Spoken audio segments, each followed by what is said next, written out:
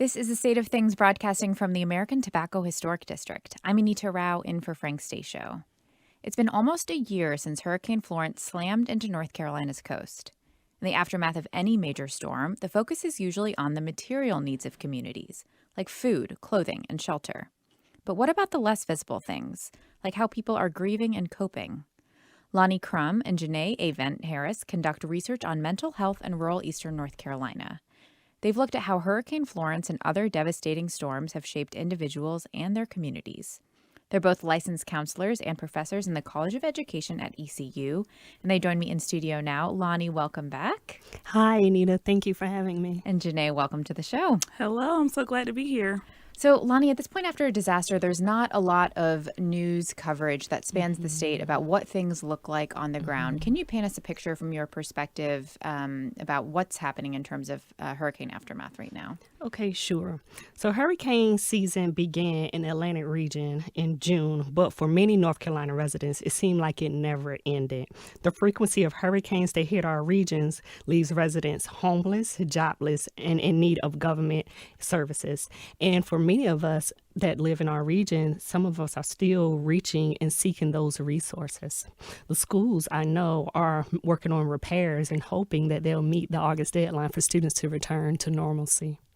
So as we said in the introduction, Janee, mental health can take a back seat. Can you talk about how hurricanes can exacerbate mental health conditions or the relationship between disaster and mental health?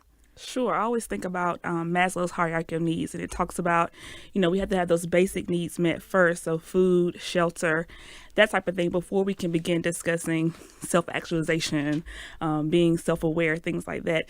And so during a hurricane, it really is like, how do we meet people's immediate needs? And we don't always think about there's trauma, there's grief and loss. And particularly in our region, those things are compounded because we tend to have hurricanes back to back. And so people never have a chance to fully recover from one before there's another devastation that occurs. And so I think we see a lot of depression, we see a lot of anxiety, but we see a lot of that being suppressed as well because you're kind of in preparation mode. Like Loni said, we're already preparing for the next season. This is something that you're personally really familiar with based on your experience growing up in this area and the story of your own family. Can you take us into that a little bit and kind of give us a sense of what this re-traumatization can look like? Yeah, so 1999, Hurricane Floyd was pretty devastating on our area. And I remember my house flooding. I think I was in 8th grade at the time. And so it was a lot of how do we just get by? I remember we stayed with my uncle for about 6 months. So we were displaced. Luckily, we had somewhere to go, but we were displaced for about 6 months. I remember our school year was interrupted. And even now, as I think about being an adult, those things still sit with me. So if it rains really hard right now, I get a little nervous. When I see like flash flooding in the streets, I get a little nervous. And so I think about people who have lost their homes multiple times. If you think about Princeville, people there have lost their homes multiple times. And what it's like to have to relive these hurricane seasons and relive like even heavy rain can be re-traumatizing. When we did some disaster relief after Hurricane Matthew, one of the things that occurred to me is what's the difference between now and then is that we get to see stuff in real time. So when I was losing my home in Hurricane Floyd, we left the house and I didn't know what it looked like until we got back. Well, with our technology, which is a good thing, social media, people are seeing their homes being destroyed very much in real time, and that's re-traumatizing in itself. So with technology comes some changes in how we need to think about how we respond during these disasters. Loni, tell me, you've been doing research and looking into people's personal experiences since the hurricane. Tell me a bit about what you've heard and found so far. What I've found from my studies, actually, I was thinking about just continuing this study because the findings have been so prolific, was the impact it has on special populations such as those who are differently able and the elderly, being that they are not able to relocate when a storm is impinging the area, or our shelters set up to have people with autism or the elderly or with wheelchair access. And that came about after Hurricane Florence, actually, as one of my findings in my research. And also the impact on children and adolescents. As we know from my research and previous others, environmental grief and stress causes marital problems and extreme financial problems. And this is particularly impactful in rural regions who already experience some social and economic deprivation. So when we talk about these rural regions, for people that live far away, it may be hard to get a full picture of what mental health infrastructure actually looks like there. Are there community health clinics? Who are the people that are providing mental health services? Right. Thank you for bringing that up, because I am an advocate for rural mental health. And what we know is that we are very underserved and under-resourced in rural regions. Usually a rural community, rural remote, meaning they could be an hour or 2 hours away from a city or a town even, is that sometimes they have no mental health representation at all. And some of our counselors have to travel to provide home-based counseling to those counties. So their cars are their work offices. And if they do, usually it's the school counselor that is the only school counselor in the district, in the entire school. So it's very minimal, the mental health resources in rural communities. Janee, the church is sometimes a place that steps in and serves as both a place where people can seek support as well as kind of the first line of defense for people who may be struggling with mental health. Talk about your research into the church and their role in these situations. Yeah, I think the church is very vital historically, particularly in rural areas and other underserved populations. It's been the only place that people can go for solace, support, that type of thing. And even today, I think it still remains one of the most relevant institutions because it does a lot of the resourcing. It's where people can gather, is where people can get support. I think our work now is how do we integrate mental health training with churches so that they know how to respond, even if you think about disasters, right? How do they respond to those mental health needs after disaster has happened? Then I think we need to train counselors on how to be able to hold spaces for people who come from these faith institutions and when their faith is very important to them. Tell me about that training. What are you trying to train pastors to be able to do? A lot. No, I think it's very important that you know how to recognize when there is a mental health issue. How do we respond to crises? If someone is dealing with suicidal ideation, what are the appropriate responses? You know, a lot of times in churches, there's a kind of knee-jerk reaction to pray, and I think that can be important. But we also need to know what proper protocols and procedures need to be in place so that person can get the support and the help that they need. And so a lot of that is baseline crisis training, and then some more training on how do we listen, like how do we ask open-ended questions, how do we honor people's feelings. You've also looked at this interesting relationship between theology and how people share their experiences of pain. Can you tell us about that and how that fits into this picture? Yeah, so I think that and I did not go to seminary, so a lot of I'm learning as I study, but we get our ideas about suffering based on whatever theological kind of supposition that we tend to connect with. And so that could be like what songs our church sings. It could be what messages our pastors preach, but we understand suffering through that lens. And so there may be some people who say, hey, suffering is a part of life. I don't need to do anything about it. Suffering is a reward. That's how I get my reward. And so they may not be as likely to present for counseling if they kind of conceptualize suffering like that, versus those who understand like we have to live here. And then, yeah, we may go to heaven later, but we have to live here. And how do we live our best lives here? Talk about, Loni, living here and what it means for communities who stay in place. There is kind of a common perception maybe from people that live outside of these areas that, okay, you're suffering these instances year after year. Why do you stay? Right. And that's a big concern that has come up multiple times in my conversation with residents, is that from outsiders, it seems like there is an aura of complacency, that we live in these regions that we know are in flood zones. However, generationally, that's where our roots are. And when living in these rural communities, there's a sense of communal pride. And there was a theory is called conservation of resources. That's protecting what you have.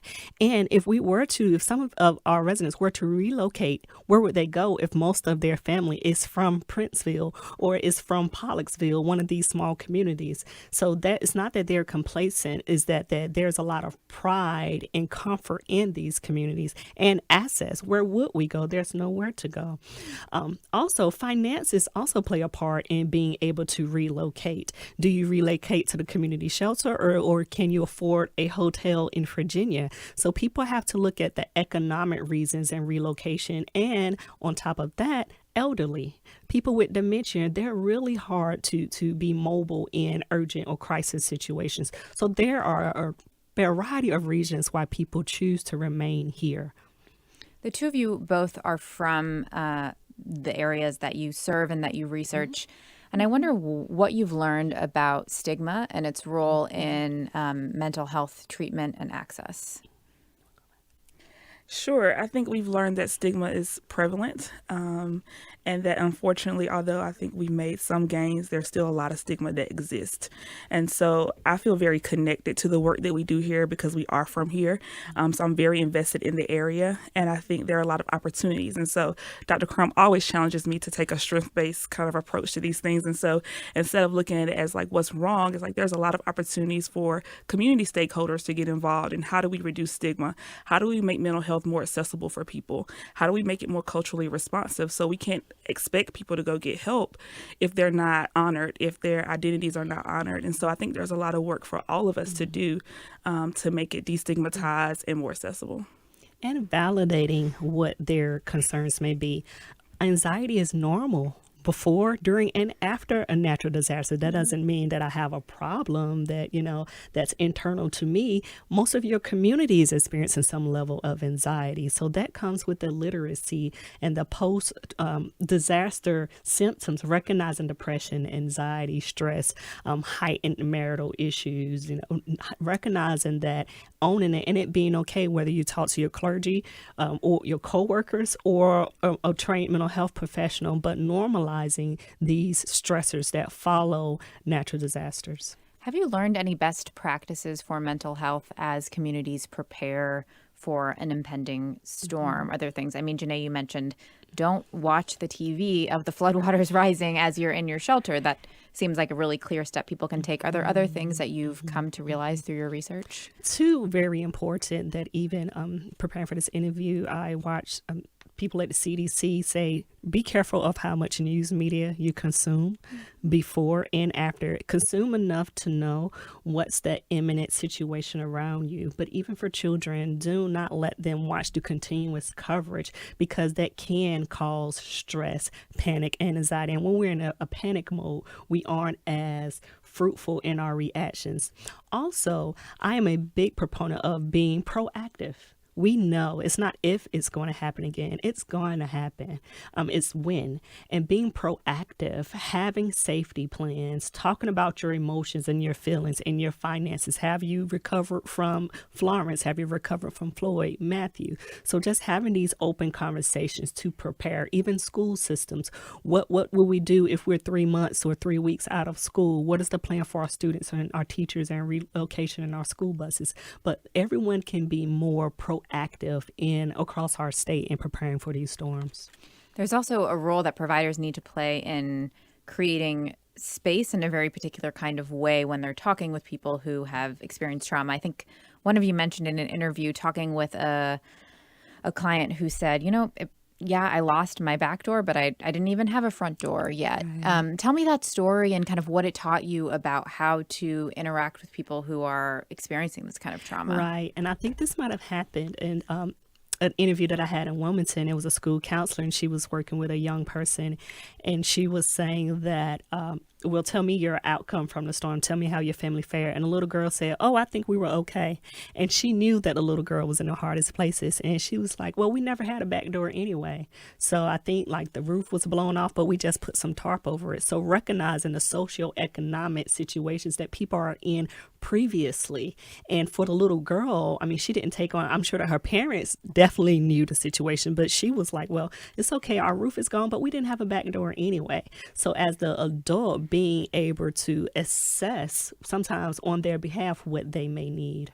That even if they don't present right away with a lot of concerns, being able to create space for them to explain the bigger context that they're living in. Right, and which is very important for schools, teachers, and anyone in the helping professionals, even our rescue workers, is to being able to go ahead and start those conversations now. How are you feeling about hurricane season coming up? How is your family? Because our professional workers, our rescue workers also have a lot of anxiety, and they're on the front lines with looking at most of the devastation that we don't even see or that the news media doesn't pick up. So making sure that they're in these conversations and being attuned to their mental health as well.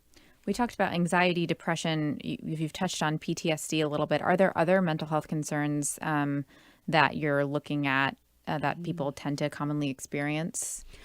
Well, those are the primary ones associated with natural disasters. However, I'm in the belief that that any mental health disorder that you have, whether treated or untreated, trauma or traumatic situations can exacerbate those symptoms. So it's very important that whether treated or untreated, if you have a diagnosed mental disorder and you're getting treatment, let them know, and you live in a flood-prone area, go ahead and start having those conversations with your provider, because trauma does exacerbate these things. And adverse childhood experiences, natural disasters, is actually one of the factors that leads to long-term trauma. Aside from churches, are there other community institutions in which you all are working to create infrastructure to better support communities in the aftermath of disasters? Yeah, I think one of the things that we try to take a perspective on is that it can be family, school, and community partnerships. And so how do we get all the stakeholders involved? Community business leaders, right? How do we get them having this conversation about disaster relief and helping prepare for that? And like Dr. Crumb said, schools and even families. So I think that there needs to be an all hands on deck approach, that everyone has an invested interest in seeing our communities do well. And that means having these hard conversations and investing the necessary resources into preparing people for natural disasters and also being there to support them after it's happened. Are there attempts to recruit and get more mental health service providers in these areas, and what does that look like? Absolutely. That's my everyday job. Well, my first line of defense right now is to bring mental health first aid training, rules specific to all of our regions across North Carolina. So we are actively working on grants to be able to provide funding for those sources. And when we have to have those grants, we hope to travel across the state offering these at schools, community, churches, and businesses for everyone involved to get that professional training on how to be proactive and reactive following the whole recovery stage of a hurricane. I'd love to end talking a little bit more about community assets. You mentioned the extreme resilience that you see in the people that you're working with, this ability to band together as a church family and support people. Can you talk about some other examples of really strong assets that you've seen in the people who you're listening to? I think one of the most phenomenal stories from my research with Florence was that before the schools were back in, the teachers connected on social media. And they were holding not classes, but informal learning groups at churches and at some of the restaurants that were open. So their kids who were preparing for EOGs, or particularly their seniors who are preparing for SATs and ACTs, they wouldn't lose that. So they were bringing resources from their homes and meeting in the local community to make sure that these students were still prepared to take their exams. And I think that that's rural connectedness and community and caring that you don't get much anywhere else. I agree. I think people are our greatest resources. After, I think it was Matthew in particular, I was at Word Tabernacle Church and helping out with their disaster relief, and just to see the people who came to help, the people who said, like, I wasn't impacted, I want to bring water, what can I bring? And so I always believe that people are your greatest resources. I'm so proud to be from this area because I have seen people respond to both my family personally and then when I got in this role as a professional. Thank you both so much for sharing your research and experience. We will continue to follow the work that you're doing as you follow the aftermath in these communities. Loni Crumb and Janee Avent Harris are licensed counselors and professors in the College of Education at ECU. Thank you so much. Thank you, Anita. Just ahead, the history of the first beachfront community in North Carolina where African Americans could own property. Ocean City Beach. We'll go there when we continue our conversation on the state of things. I'm Anita Rao. Please stay with us.